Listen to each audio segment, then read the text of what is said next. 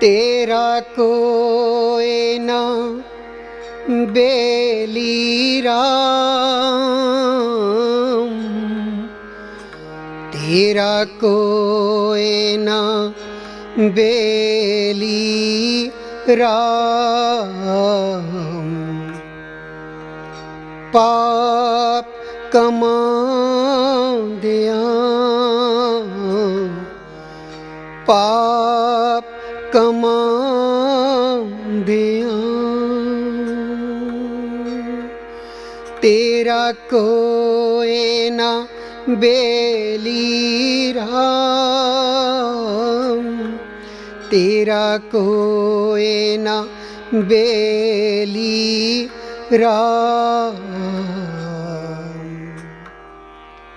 शहीदां दे सिर ताज सैयद श्री गुरु अर्जन देव जी महाराज जी का पावन इतिहास गुरु शब्द विचारा राही आप जी के सन्मुख सेवा विच फिर हाजिर होए हाँ।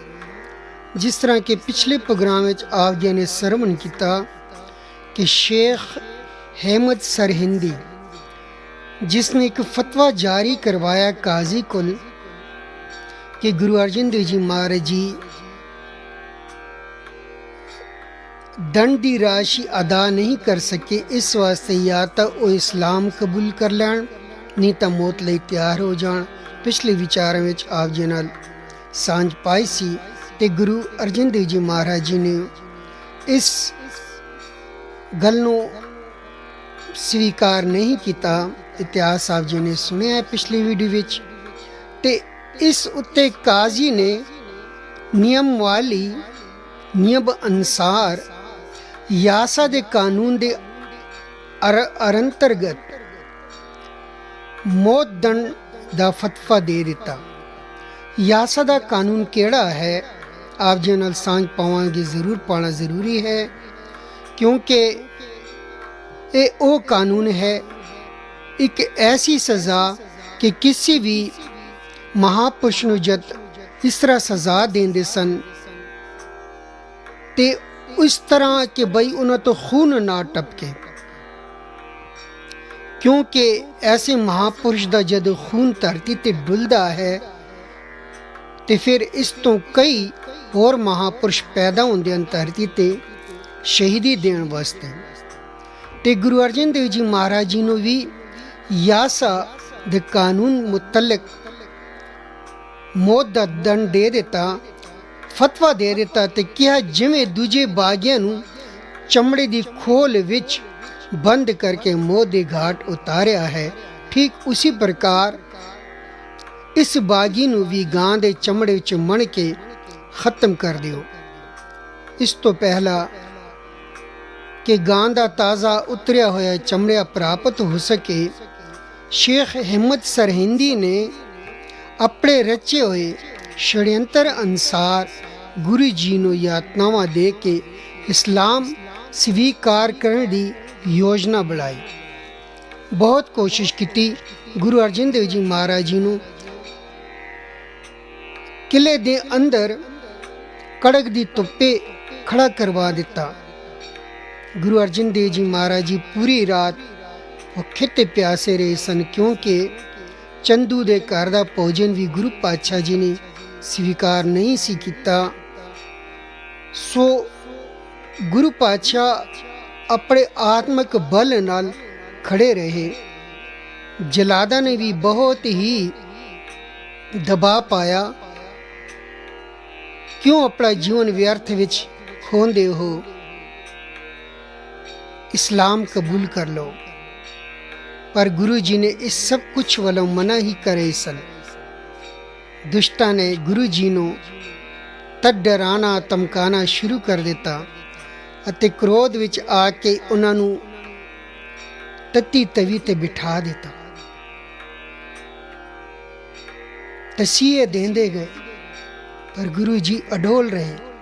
तत्ती तवी ते आप इस तरह विराजमान सन जिवें किसी कालीन उत्ते बैठे हों, ऐसे बैठे सन, अडोल सन।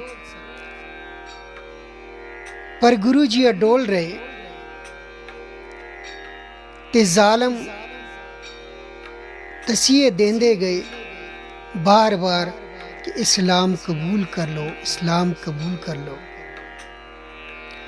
तत्ती तवी ते बिठा के फिर गरम गरम रेतां दे कड़छे गुरु जी उत्ते पांदे गए। कोई असर नहीं होया, क्योंकि साडे गुरु इन्हां ਜ਼ਾਲਮਾਂ ਨੂੰ ਕੀ ਪਤਾ ਸੀ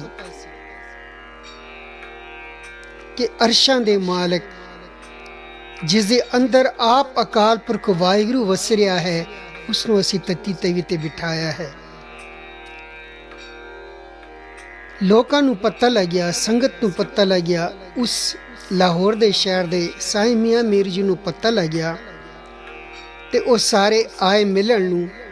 पर किले दे चारे पैसे पहरा सी बहुत सख्त। अंदर इजाज़त केवल साईं मियां मीर जी नूं मिली, जिस इतिहास पिछले वीडियो विच आप जी नाल सांझ किता सी।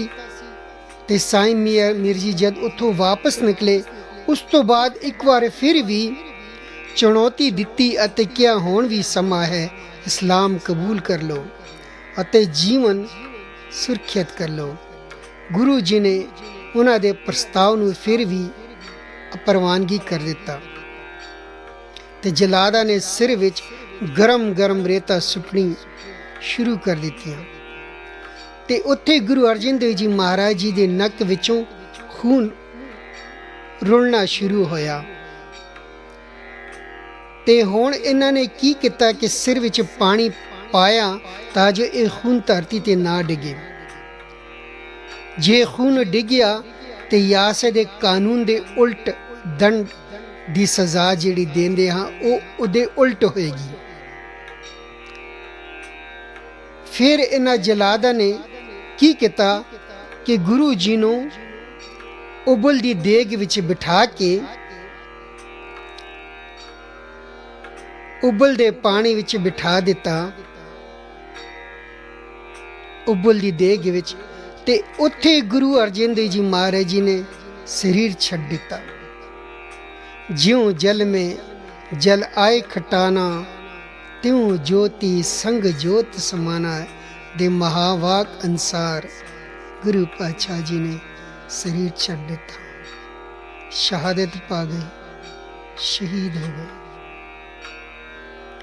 अत्याचारियां ने इस हत्याकांड नूं छुपाउण लई गुरु जी दा पार्थिव शरीर रात दे अन्हेरे विच रावी नदी दे पानी विच वगा दिता। भावें पुरातन इतिहासकारां ने, क्योंकि वो समा मुगलों दा सी, कई तरह इतिहास लिखवाया गया है जिहड़ा आप जी दे हुण सामने आंदा है, पर असलियत यही है जिहड़ी आप जी दे सामने रख रहा हां। जिहड़ा इतिहासकारां ने इतिहास लिखिया है कि इस दुर्घटना नूं छुपाउण लई कोतवाल ने दीवान चंदी नूं तुरंत सद भेजिया ਅਤੇ ਉਸ ਨੂੰ ਆਪਣੇ ਪੱਖ ਵਿੱਚ ਲੈ ਲਿਆ। ਦੀਵਾਨ ਚੰਦੂ ਵੱਲੋਂ ਕਿਹਾ ਗਿਆ ਕਿ ਸ੍ਰੀ ਗੁਰੂ ਅਰਜਨ ਦੇਵ ਜੀ ਨੂੰ ਅਸੀਂ ਤੁਹਾਡੇ ਇੱਥੋਂ ਹਿਰਾਸਤ ਵਿੱਚ ਲਿਆ ਸੀ, ਇਸ ਲਈ ਅਫਵਾਹ ਫੈਲਾ ਕੇ ਲੋਕਾਂ ਵੱਲੋਂ ਗੁਹਾਰ ਕਰੋ ਕਿ ਗੁਰੂ ਜੀ ਨੇ ਇਸ਼ਨਾਨ ਕਰਨ ਦੀ ਇੱਛਾ ਜ਼ਾਹਿਰ ਕੀਤੀ ਸੀ, ਇਸ ਲਈ ਉਹ ਨਦੀ ਵਿੱਚ रुड़ के शायद डुब गए या वग गए होंगे। तो इस तरह तुहानू भी पता है कि पुरातन समय का जिहड़ा इतिहास है उस विच कई तरह के हवाले आए हैं, पर वो इतिहास मुगलों का लिखाए हुए सी। गुरु जी शहीदी पा गए, तत्ती तवी ते बैठ के गरम रेतां दे कड़छे सिर विच पवाए गए, तो फिर उबल दी देह विच गुरु पातशाह नूं बिठा दिता, शहादत पा गए, शहीद हो गए। पापिया ने पाप ते कर ले, पाप कमा ले, ते सैफ फरमांदे ने पाप कमाउंदियां तेरा कोई ना बेली राम, अनकाए रात तड़िया वात दुहेली राम। तुझ पर पदार्थां दे मोह विच रत्ते होए मनुख दा जीवन पन दुखां नाल भरदा जा रहा है। पाप कमाउंदियां तेरा कोई ना बेली राम।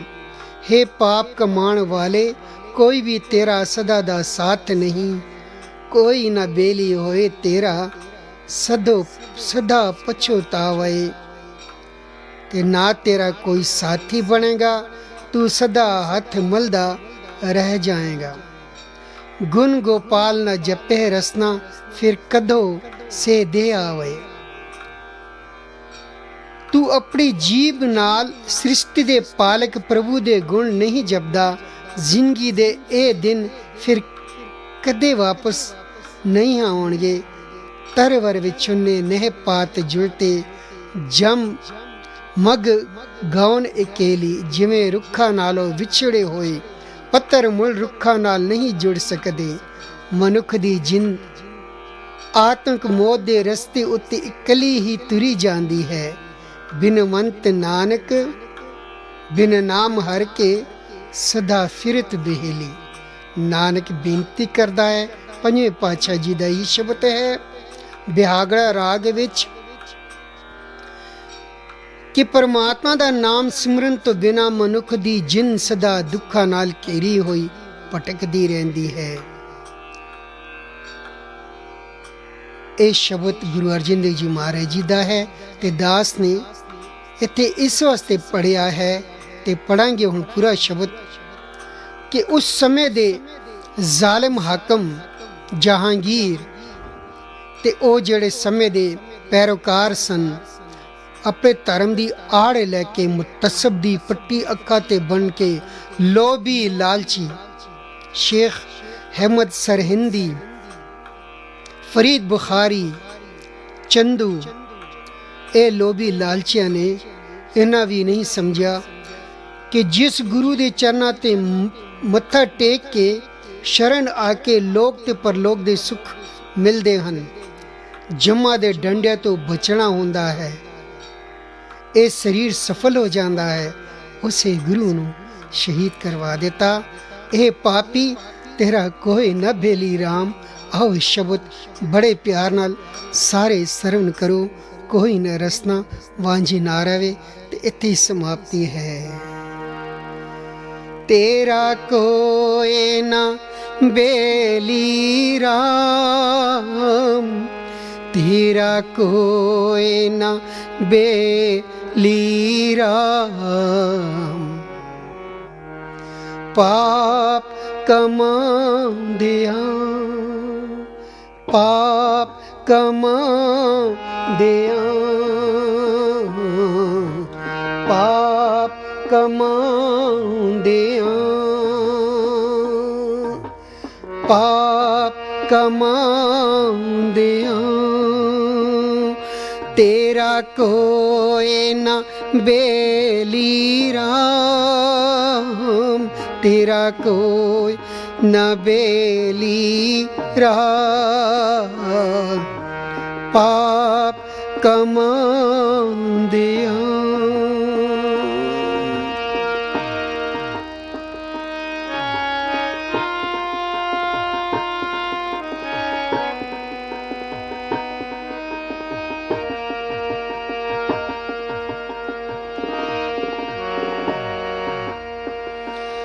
ਅਨੇਕਾਏ ਰਾਤੜਿਆ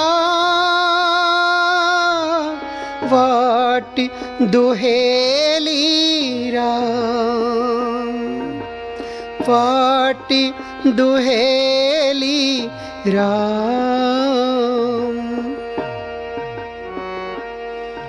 ਅਨੇਕਾਏ ਰਾਤੜਿਆ ਵਾਟ ਦੁਹੇਲੀ ਰਾਮ। ਤੇਰਾ ਕੋਈ ਨਾ ਬੇਲੀ ਰਾਮ, ਤੇਰਾ ਕੋਈ ਨਾ ਬੇਲੀ ਰਾਮ। ਪਾਪ ਕਮਾਉਂਦਿਆਂ, ਪਾਪ ਕਮਾਉਂਦਿਆਂ,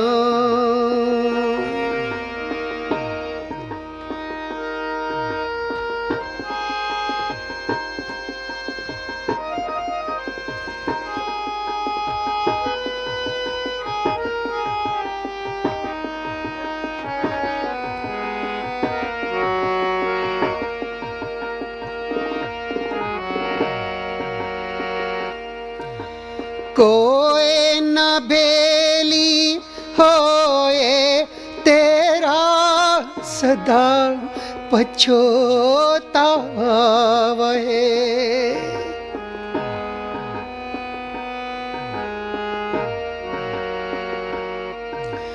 कोई न बेली होए तेरा सदा पछोतावहे। गुण गोपाल न जपे रसना फिर कदों से देह आवे। कदों से देह आवे फिर कदों से देह आवे। तेरा कोई ना बेली राम, तेरा कोई ना बेली राम। पाप कमाउंदियां, पाप कमाउंदियां।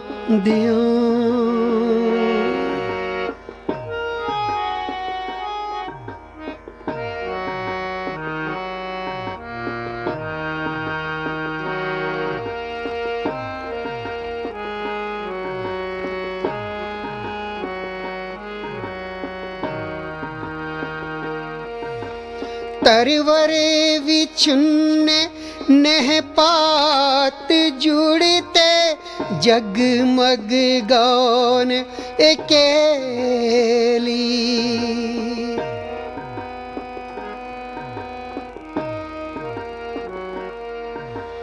तरीवर विछुन्ने पात जुड़ते तरवर विछुन्ने नेह पात जुड़ते जगमग गौन एकेली। बिनवंत नानक बिन नाम हरि के सदा फिरती दुहेली। सदा फिरती दुहेली। तेरा कोई न बेली राम, तेरा कोई न बेली राम। पाप कमाउंदियां, पाप कमाउंदियां। कोई न बेली राम, तेरा कोई न बेली राम। तेरा कोई, तेरा कोई, तेरा कोई, तेरा कोई, तेरा कोई, तेरा कोई, तेरा कोई, तेरा कोई ना बेली राम। कोई ना बेली राम, तेरा कोई ना बेली राम।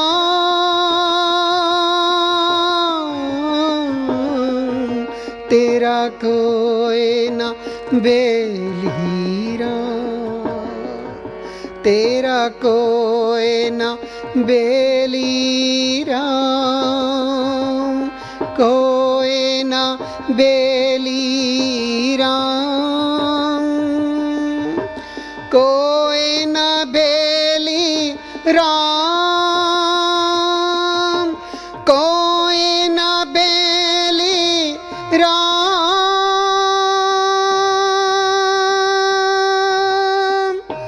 कोई ना बेली राम।